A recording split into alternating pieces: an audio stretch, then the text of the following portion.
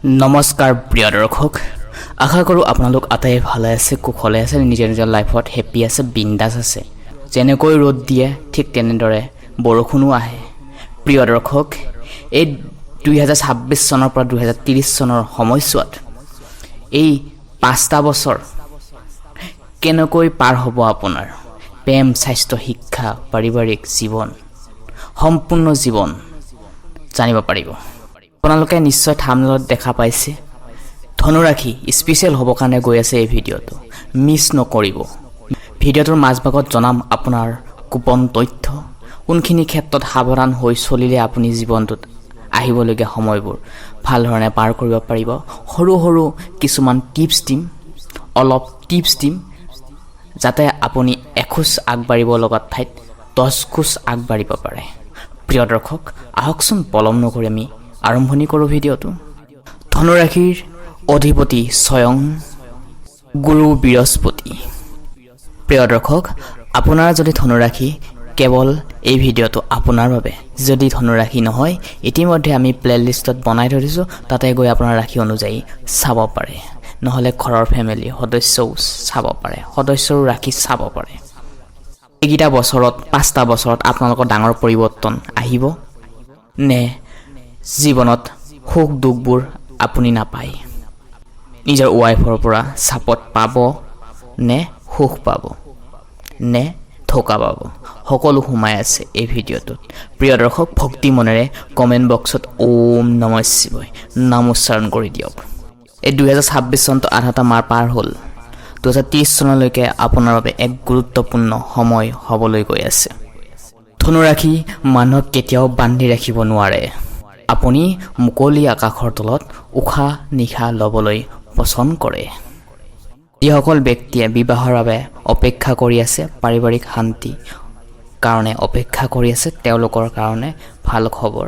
এই 2030 চনৰ সময়ছোৱালৈকে আপোনালোকৰ সপোন বাস্তৱত পূৰণ হ'ব কাৰণে গৈ আছে।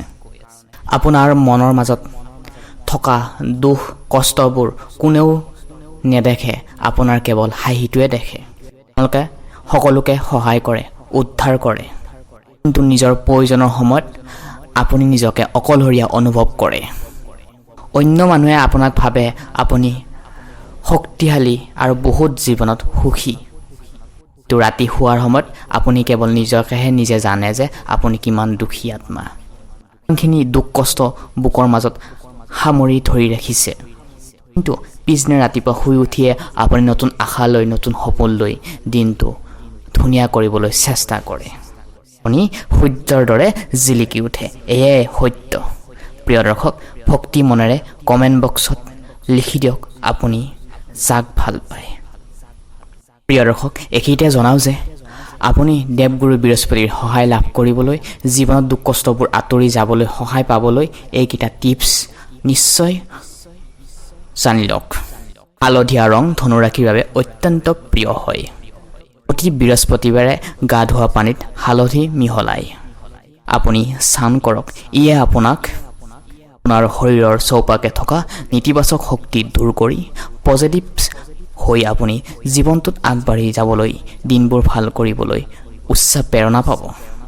2 নম্বৰ টিপছ, ঘৰৰ পৰা ক'ৰবাত ওলাই গ'লে হালধি তিলক আপুনি ফুটা এটা লৈ কেনে যাব।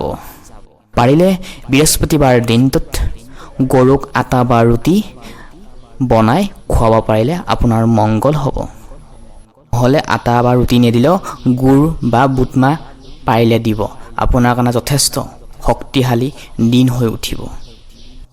গৰুক সেৱা কৰিলে ধনুৰাশিৰ জাতক জাতিকাসকলৰ কৰ্মৰ দুখ আঁতৰি যাব আৰু কৰ্মত সফলতা প্ৰাপ্ত কৰিবলৈ সক্ষম হ'ব।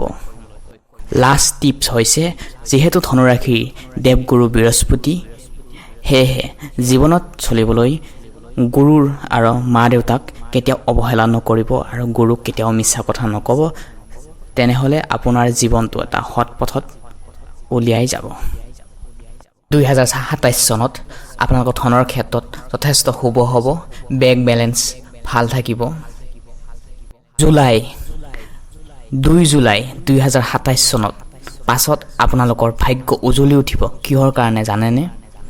2027 চনৰ জুলাই মাহৰ পাছত আপোনালোকৰ ঘৰৰ পৰিয়ালত শুভ কাম কাজ গাড়ী গুৰা লোৱা সম্ভাৱনা বিশেষকৈ ক'বলৈ গ'লে 2027 চনৰ জুন মাহৰ 2 তাৰিখৰ পাছত আপোনালোকে কিন্তু বৃহস্পতি গুৰুৰ কৃপাত আপোনালোকে পৰিয়ালত এটা ভাল শুভ কৰ্ম এটা হ'ব আৰু যেতিয়া এজন মানুহৰ ওপৰত ভাল থাকে তেতিয়াহে আপুনি যিকোনো ক্ষেত্ৰতে আপোনালোকৰ কামত সফল হ'ব পাৰে এতিয়া বৃহস্পতি দেৱগুৰু বৃহস্পতিয়ে জুন মাহৰ 28 তাৰিখৰ পাছত 2028 চনত পঞ্চম স্থানত যাব তেতিয়া চৰকাৰী চাকৰি পোৱাৰ কিন্তু বিশেষ সম্ভাৱনা দেখিবলৈ পোৱা যাব পাৰে 2029 চনৰ আগে কিন্তু চৰকাৰী চাকৰি পোৱাৰ সম্ভাৱনা দেখিবলৈ পোৱা যাব পাৰে কিন্তু বহুত সম্ভাৱনা আছে 2027 চনৰ জুন মাহৰলৈকে এইখিনি সময়ছোৱাত 2026 চনৰ পৰা 2027 চনৰ এইখিনি সময়ছোৱাত খৰ ধৰ কৰি কিন্তু মাটি বাৰী আদালতৰ কাম এইবোৰ কামৰ পৰা দূৰত থকাই ভাল ধনু ৰাশিৰ শুভ ধাতু হৈছে সোণ আৰু শুভ ৰং হৈছে হালধীয়া শুভ সংখ্যা হৈছে 3 প্ৰিয় দৰ্শক ভক্তি মনেৰে কমেন্ট বক্সত আপুনি কোনখন ডিস্ট্ৰিক্টৰ পৰা চাই আছে নিশ্চয় কমেন্ট বক্সৰ জৰিয়তে জনাই দিবলৈ একেবাৰে নাপাহৰিব পাৰিবাৰিক ক্ষেত্ৰত এই 2026 চনৰ 2 জুনৰ পাছৰে পৰা আপোনাৰ অশুভ প্ৰভাৱবোৰ আঁতৰি শুভ সংকেত আহিব হেহে পৰ মানুহৰ লগত হয় যিসকলে ৰিলেশ্যনশ্বিপত আছে অন্য এটা ৰিলেশ্যনশ্বিপৰ মাজত কেতিয়াও নোসোমাব আৰু যিসকলে সিঙ্গল আছে তেওঁলোকে যদি নতুনকৈ ৰিলেশ্যনশ্বিপ আহে আগৰ ভুলবোৰ পাহৰি নতুনকৈ এটা ৰিলেশ্যনশ্বিপ মেইনটেইন কৰক লাইফষ্টাইল এটা মেইনটেইন কৰক ডিসিপ্লিন হৈ আৰু ফোকাস কৰি এটা সিদ্ধান্ত লৈ এটা সম্পৰ্ক আগবঢ়াওক কাৰণ এটা সম্পৰ্ক গঢ় দিবলৈ দুজন ব্যক্তিৰ প্ৰয়োজন কিন্তু ভাঙিবলৈ এজনে কাফি যথেষ্ট হেহে প্ৰিয় দৰ্শক মৰম চেনে বাঢ়িব যদিও আপোনাৰ মাজে সময় কিছু ফুল আন্ডাৰষ্টেণ্ডিং ইফাল হ'ব পাৰে কিন্তু কাৰণ আপোনাৰ ওয়াইফজনৰ ৰাখি বেলেগ হ'ব পাৰে তেওঁৰ চিন্তা চৰ্চা অলপ বেলেগ আপোনাৰ চিন্তা চৰ্চা অলপ বেলেগ এনেকুৱা ধৰণৰ অলপ প্ৰবলেম আহিব পাৰে কিন্তু চিন্তা কৰা কোনো কথা নাই নৱেম্বৰ মাহৰ পৰাই আপোনালোকৰ সকলো ক্ষেত্ৰত এইবোৰ সমস্যাক লৈ দূৰ হ'ব স্বাস্থ্যৰ ক্ষেত্ৰত কিন্তু মা দেউতা লৈ অলপ সিৰিয়াস হ'ব লাগিব কিন্তু হয় আপুনি সিৰিয়াস হৈ আছে বা আপোনাৰ কিছুমান থট পাৰ্চনৰ কাৰণে মাদাৰৰ খং উঠিব পাৰে বা মাৰো অলপ থট পাৰ্চন চিন্তা চৰ্চা অলপ বেলেগ হোৱাৰ কাৰণে স্বাস্থ্যৰ ক্ষেত্ৰত খেলিমেলি হ'ব পাৰে হেহে মাৰ যত্ন লওক মাক বুজাওক মাৰ কথা শুনক আৰু লগতে মাক বেছিকৈ কেয়াৰ কৰক কাৰণ মা দেউতাই হৈছে আমাৰ সবচে ডাঙৰ ভগৱান প্ৰেম প্ৰণয়নৰ ক্ষেত্ৰত চাবলৈ গ'লে ৰিলেশ্যনশ্বিপত চাবলৈ গ'লে এই বছৰটোত বিবাহৰ কাৰক গ্ৰহটো হৈছে বুধ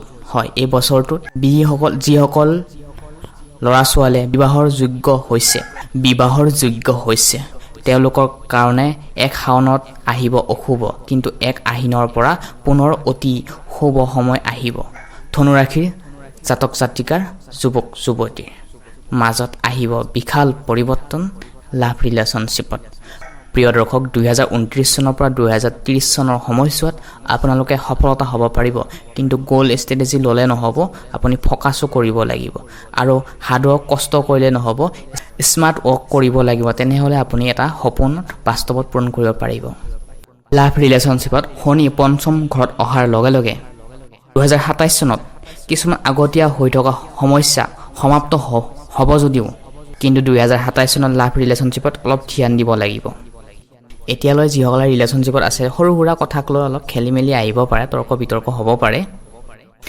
মানে ফাইট হোৱা দেখা যাব পাৰে হেহে অলপ ধ্যান ৰাখিব লাগিব এজনে সৰু হৈ দিলে বাকি সব ক্লিয়াৰ হৈ যাব গলৰ ৰিলেটিভ আৰু দাঁতৰ সমস্যাক লৈ আহিবলগীয়া বছৰ কেইটা অলপ তালমিল আহিব পাৰে কিন্তু হেতু ধ্যান ৰাখিব স্বাস্থ্যৰ ক্ষেত্ৰত কিন্তু সকলো সমস্যা সমাপ্ত হৈ যাব যেনে ধৰণে ক'বলৈ গ'লে টোপনিৰ ক্ষতি হোৱা টেনচন নিগেটিভ টেনচন পলিটিক্সৰ ক্ষেত্ৰত নিগেটিভ থট সমাপ্ত হৈ যাব কিন্তু 2026 চনৰ ডিসেম্বৰ মাহত ৰাহুৰ পৰিৱৰ্তনে আপোনালোকৰ স্মাৰ্ট চতুৰ চালাক এনেকুৱা ধৰণৰ সমস্যাবোৰ এনেকুৱা ধৰণৰ মাইন্ডসেট লৈ আপুনি গেম খেলিব পাৰিব ৰাহু সেকেন্ড অপচনত আহাৰ লগে লগে কেতিয়া আহিব ডিসেম্বৰ 2026 চনৰ ডিসেম্বৰ মাহৰ পৰা 2028 চনৰ সময়ছোৱালৈকে এই ৰাহু তৃতীয় স্থানত অহাৰ লগে লগে